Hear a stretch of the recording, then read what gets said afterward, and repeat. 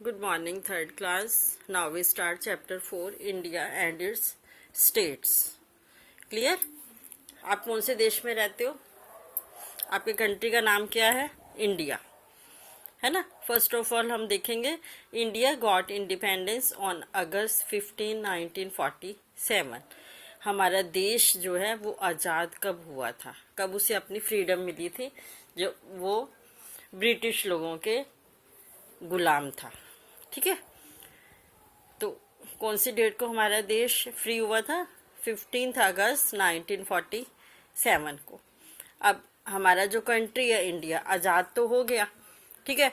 अब उसके बाद अपने पूरे देश में उसको चलाने के लिए, उसके सारे वर्क स्मूथली हों, तो उसके लिए हमें कोई एक हेड भी तो बनाना पड़ेगा ना, कि ताकि वो पूरे देश को संभाल सके, है ना.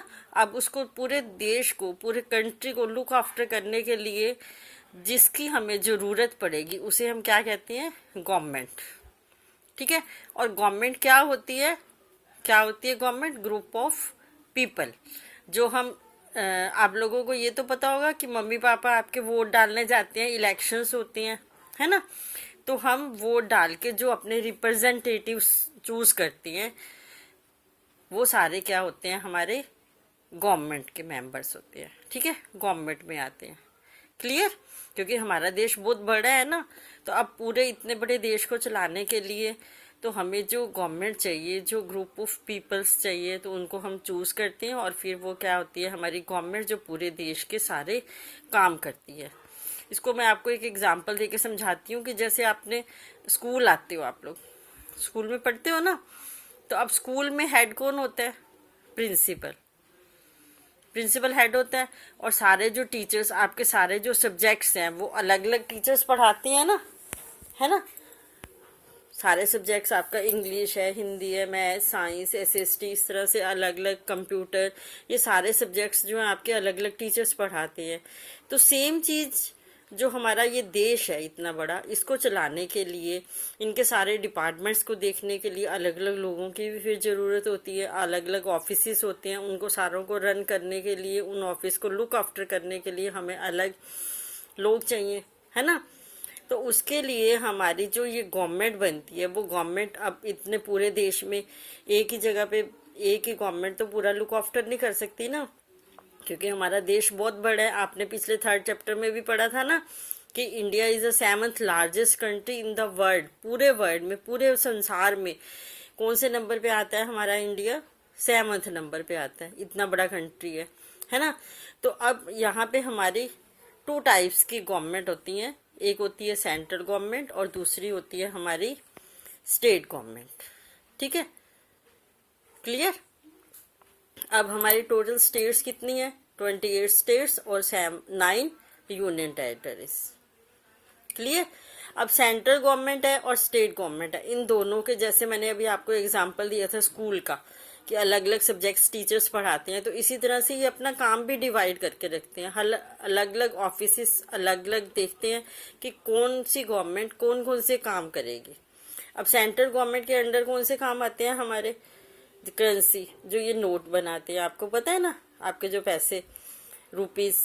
उसके बाद रेलवे, डिफेंस, जो हमारी सेना होती है सारे अपने देश को प्रोटेक्ट करती है ना. फॉरेन पॉलिसीज, जो बाहर लोग जाते हैं, तो इस तरह से जो हमारे फॉरेन अफेयर्स के जितने ये वर्क होते हैं, ये सारे हमारी कौन सी गवर्नमेंट देखती है? Central government.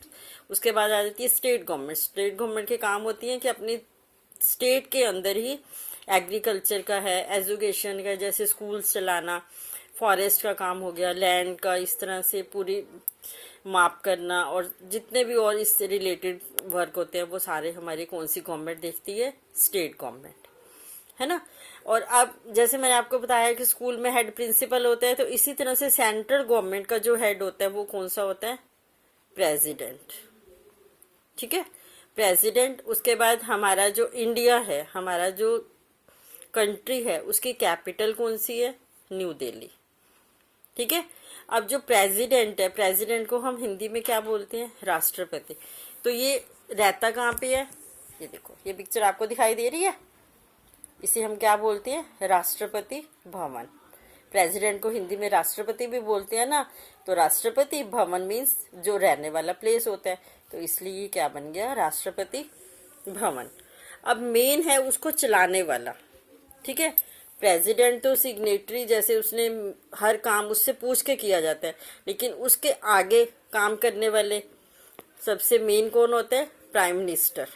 प्राइम मिनिस्टर के साथ जैसे हमारे प्रिंसिपल मैम होती है ना, या सर जो भी होता है प्रिंसिपल स्कूल का, उसके साथ उनके टीचर्स की टीम होती है, इसी तरह से प्राइम मिनिस्टर के साथ बाकी सारे डिपार्टमेंट्स को देखने के लिए उनके मिनिस्टर्स की टीम होती है, उसे हम कहते हैं टीम ऑफ कैबिनेट मिनिस्टर्स, ठीक है। इसी तरह से स्टेट गवर्नमेंट जो है, स्टेट गवर्नमेंट में हेड होता है मेन गवर्नर, और उसके बाद जो वर्क करने वाला होता है वो होता है हमारा चीफ मिनिस्टर, ठीक है। और इसी तरह से इनके साथ भी अलग अलग जो डिपार्टमेंट्स है वो देखने के लिए उनके से साथ उनके सीनियर ऑफिसर्स होते हैं सारे, ठीक है। उसके बाद आ जाती है बात कि ये लोग रहते कहाँ पे हैं, जितने ये मिनिस्टर्स होते हैं सारे, और इनके ऑफिसेस कहाँ पे होते हैं। जितने भी हमारे गवर्नमेंट के ऑफिसेस होते हैं, हमारे जो हमारे कंट्री लेवल पे सेंट्रल गवर्नमेंट के, वो हमारी अपने कंट्री की जो कैपिटल सिटी होता है उसमें रहती हैं, ठीक है। इसी तरह से जो स्टेट गवर्नमेंट के हमारे मिनिस्टर्स होते हैं और उनके जो ऑफिसेस होते हैं वो हमारी स्टेट की जो कैपिटल सिटी है उसमें रहते हैं। अब जो सेंट्रल गवर्नमेंट के सारे ऑफिसेस हैं, हमारे इंडिया की कैपिटल है न्यू दिल्ली, तो वो सारे उनके ऑफिसेस और वो लोग कहाँ रहते होंगे, न्यू दिल्ली में उनके सारे ऑफिसेस होंगे। इसी तरह से जो स्टेट गवर्नमेंट है, आप कौन सी स्टेट में रहते हो, जैसे हरियाणा, तो हरियाणा की कैपिटल कौन सी है, चंडीगढ़, तो हमारे जितने स्टेट के ऑफिसेस होंगे वो सारे कहाँ पे होंगे, चंडीगढ़। इसी तरह से और भी जितनी स्टेट्स हैं, उन सारे स्टेट्स के जो भी उनके गवर्नमेंट ऑफिसेस हैं, उनके जो मिनिस्टर्स हैं, वो सारे कहाँ पे रहते हैं, अपने उसी स्टेट की कैपिटल सिटी में रहते हैं, ठीक है। ये देखो मैप आपको दिखाई दे रहा है, इसमें सारी हमारी स्टेट्स दी हुई हैं और यूनियन टेरिटरीज भी दी हुई हैं, क्लियर। तो हमारी जो सबसे बड़ी है स्टेट कौन सी है, राजस्थान, और सबसे छोटी गोवा, ये देखो सबसे छोटी गोवा, ठीक है। इसी तरह से हमारी सारी जो है यूनियन टेरिटरीज में है। यूनियन टेरिटरीज में आप देखो बाकी तो सारी हमारी सारी प्लेन एरियाज में आ जाती हैं। 2 यूनियन टेरिटरीज ऐसी है कि जो हमारी वाटर बॉडीज में आते हैं, जिन्हें हम आइलैंड्स भी कहते हैं। जैसे इधर देखो, ये बे ऑफ बंगाल में है, अंडमान एंड निकोबार, और इधर वाली अरेबियन सी में आ जाती है लक्षद्वीप। आइलैंड, आइलैंड क्या होता है, a piece of land surrounded by water on all sides, एक धरती का टुकड़ा जिसके चारों तरफ वाटर होता है, उसे हम क्या बोलते हैं, आइलैंड्स, क्लियर। अब ये देखो, ये नीचे आपकी सारी स्टेट्स दी हुई हैं, ये उनकी कैपिटल्स दी हुई हैं, क्लियर। और नेक्स्ट आपके ये यूनियन टेरिटरीज और ये आपकी कैपिटल सारी दी हुई हैं। अब आ जाता है आपका देखो दिल्ली। दिल्ली एक हमारी जो कंट्री है, कंट्री की कैपिटल भी है और साथ में ये एक यूनियन टेरिटरी भी है, ठीक है।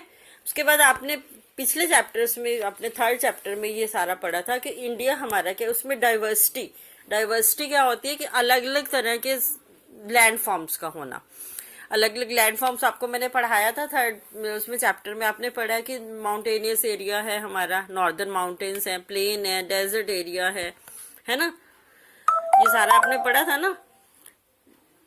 प्लेट्यूज हैं, आइलैंड्स हैं, तो ये सारे जो अलग अलग एरिया होता है, तो वहाँ की फिर हमारी जैसे लैंड अलग अलग है, वहाँ की क्लाइमेट डिफरेंट होगी, क्लाइमेट डिफरेंट होगी तो वहाँ की हमारी जो फार्मिंग है वो अलग होएगी, वहाँ पे हमारी जो क्लॉथिंग है वो अलग होएगी, हमारा लिविंग जो सारी चीज़ें हैं ये सारी डिफरेंट हो जाएंगी। और इसी तरह से जो हमारी डिफरेंट स्टेट्स हैं उन सब में उनकी लैंग्वेज भी डिफरेंट है ना, बहुत सारे डिफरेंसेस आ गए ना। लेकिन इन सब में एक कॉमन चीज क्या है, वन थिंग इज कॉमन, वो क्या है, वी आर इंडियंस। हम सबसे पहले क्या कहते हैं, हम भारतीय हैं, इसीलिए हम इसे क्या कहते हैं, यूनिटी इन डाइवर्सिटी।